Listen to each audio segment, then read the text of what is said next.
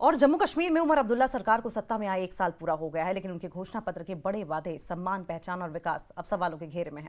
खासतौर पर industrial sector को लेकर किए गए वादे जमीन पर नजर नहीं आते। क्या सच में अधूरा रह गया सरकार का ये वादा, और क्या इस दावे की सच्चाई है, इस खास रिपोर्ट में देखें।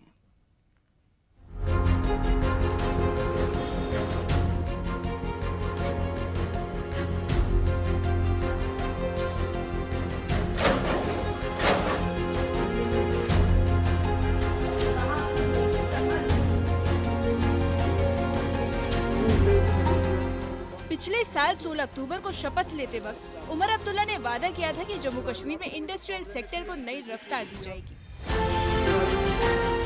कहा गया था कि मौजूदा इंडस्ट्रियल पैकेज में सुधार कर राज्य को राजस्व और रोजगार का नया केंद्र बनाया जाएगा। लेकिन 1 साल बाद हालात कुछ और ही कहानी बयां कर रही है। न तो नई नीति आई और न ही पुराने वादे पूरे हुए। उद्योगपति अब इसे सिर्फ चुनावी भाषण बताते हैं।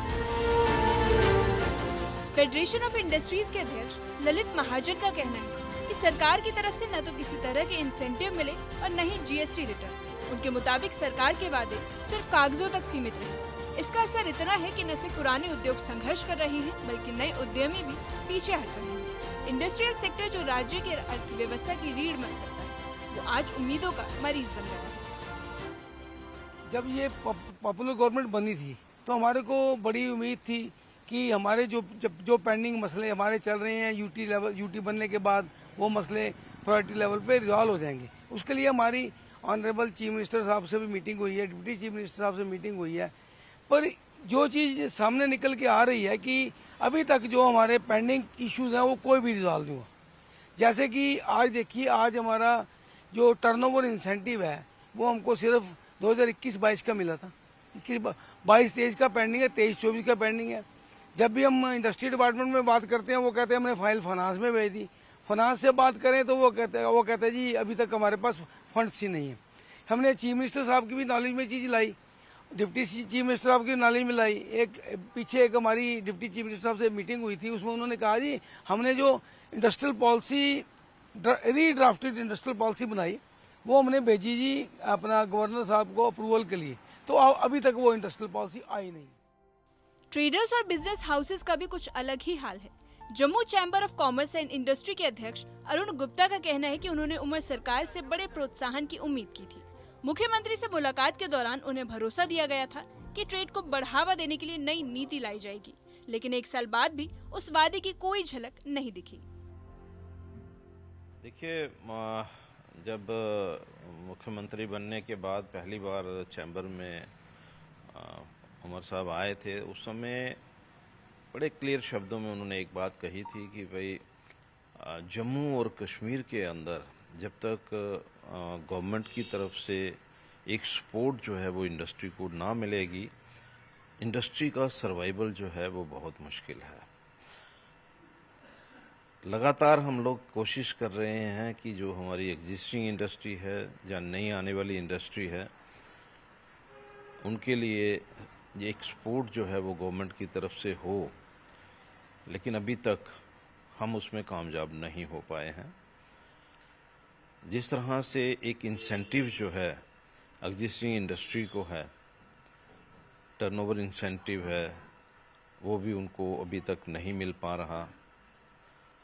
जिस तरह से जो नई इंडस्ट्रीज़ हैं, यहाँ पर जिन लोगों ने अप्लाई किया हुआ है, लेकिन अप्लाई करने के बाद भी कहीं भी मुझे लगता है कि वो स्टैंड नहीं करते। बड़ी इन्वेस्टमेंट भी लोगों ने की है। बीजेपी ने इस मुद्दे पर सरकार को घेर लिया है। पार्टी नेताओं का कहना है कि नेशनल कॉन्फ्रेंस ने सत्ता में आने के बाद से पहले झूठे वादों से जनता को गुमराह किया। बीजेपी का आरोप है कि अब जब काम करने का वक्त आया तो उमर सरकार बहानों की आड़ लेने लगी। उनका कहना है कि जब जनता असली चेहरा पहचान चुकी है और अब जवाबदेही तय करने का समय आ गया है। मैं तो ये कहना चाहूँगा कि उमर सरकार जिस दिन बनी थी, उन्होंने जो वादे किए थे, उनकी सरकार जो है वो झूठों का पुलिंदा रहा। जो नींव होती, जब तक नींव आपकी पक्की ना हो तो उस पर आप छत कितनी भी चढ़ा लो, एक ना एक दिन गिर जाएगी। वही हिसाब यहाँ पे भी है। इन्होंने जो अपना मैनिफेस्टो निकाला था उसमें बड़े बड़े वादे किए थे लोगों के साथ, लोग लुभावन वादे, हम ये करेंगे, हम नौकरियां देंगे, हम गैस फ्री देंगे, हम फ्री में राशन देंगे। आ जाके ये इनकी सुई अटकती है एलजी साहब पे।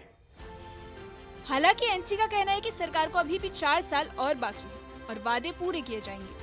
पार्टी का तर्क है कि इंडस्ट्रियल नीतियों को स्थायी और समावेशी बनाने के लिए व्यापक योजना पर काम चल रहा है, लेकिन विपक्ष का कहना है कि 1 साल में अगर बुनियादी कदम नहीं उठे तो आने वाले सालों की उम्मीद पर भरोसा कैसे किया जाए। आपने ठीक कहा, 1 साल हुआ है। जम्मू कश्मीर असेंबली का इलेक्शन होने के बाद जो नेशनल कॉन्फ्रेंस की जिम्मेदारी थी, अभी इंडस्ट्रियल सेक्टर में कोशिश ये की गई है कि इसको बाज़ाब्ता तौर पे जम्मू कश्मीर के अंदर जो लोग हैं उनको मौका दिया जाए। यहाँ चूँकि जो पहले पॉलिसी थी, ब्यूरोक्रेटिक पॉलिसी, वो बाहर से लोगों को ला के यहाँ प्लाट तो दे रहे थे और इंडस्ट्री का जो लोकल लोगों को इनकरेज नहीं कर रहे थे। तो जम्मू कश्मीर जो नेशनल कॉन्फ्रेंस है वो लोकल लोगों को इनकरेज करने के लिए बाज़ाब्ता तौर पे उस पर काम करेगी। मतमेल रहना चाहिए, बातचीत हुई है। मान के चलते हैं कि 1 साल कोई ज़्यादा अरसा नहीं हुआ है, क्योंकि 10-12 साल के ब्यूरोक्रेटिक सेटअप के बाहर हम आए हैं। 1 साल बाद भी उमर अब्दुल्ला सरकार के इंडस्ट्रियल सुधारों के दावे सवालों के घेरे में है। व्यापारियों और उद्योगपतियों का कहना है कि सरकार ने न तो जीएसटी रिफंड दिया और न ही वादे किए गए इंसेंटिव लागू किए गए, जिससे कारोबार ठप पड़ने लगा है। जम्मू चैम्बर ऑफ कॉमर्स और फेडरेशन ऑफ इंडस्ट्रीज दोनों का आरोप है कि सरकार सिर्फ मीटिंग और बयानों तक सीमित है। वहीं विपक्ष का कहना है कि नेशनल कॉन्फ्रेंस ने जनता को जो सपने दिखाए थे वो अब उम्मीद और हताशा में बदल गए हैं। न्यूज़ 18 के लिए जम्मू से राजन वैद की रिपोर्ट।